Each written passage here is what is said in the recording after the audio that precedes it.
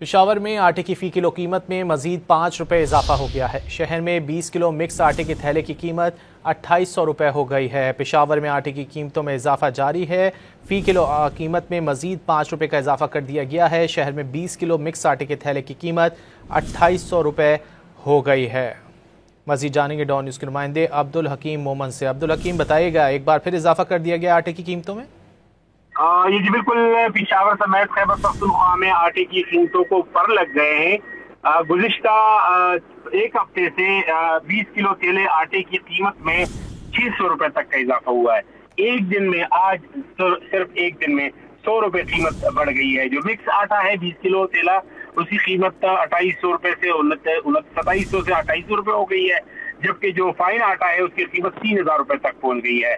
اشرف road market میں آٹے کی قیمت میں اضافے کے بعد اور پنجاب سے ترسیل پر جو پابندی ہے گندم کی اور آٹے کی، اس کے بعد جو ہول سیل مارکیٹ ہے اس میں آٹے کی مقدار بھی کافی کم رہ گئی ہے۔ کافی دکانیں ایسی نظر آئی جہاں پہ آٹا جو ہے ناپید ہو گیا ہے۔ جو ڈیلرز ہیں ان کے مطابق قیمتیں مزید بڑھنے کا بھی خدشہ ظاہر کیا جا رہا ہے، اور یہ کہا جا رہا ہے کہ سب سے بڑی وجہ جو ہے پنجاب سے جو آٹا کی ترسیل پر پابندی عائد ہے، تو اس لیے پشاور اور خیبر پختونخوا میں بھی قیمتیں بڑھ گئی ہیں۔ اور جو اس کے علاوہ گندم کی بندش کے باعث خیبر پختونخوا میں اس وقت تقریباً 290 فلور ملز ہے، اور اس میں فلور ملز ایسوسی ایشن کے مطابق 95% فلور ملز جو ہے وہ بھی بند ہو گئے ہیں، کیونکہ گندم کی ترسیل بند ہے تو فلور ملز چلانا بھی ان کے لیے بڑا مشکل ہو گیا ہے۔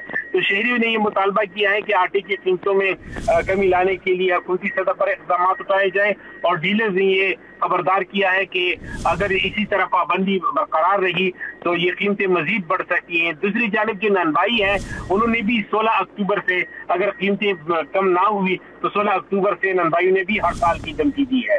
جی بہت شکریہ عبدالحکیم مومن ان تفصیلات کے لیے۔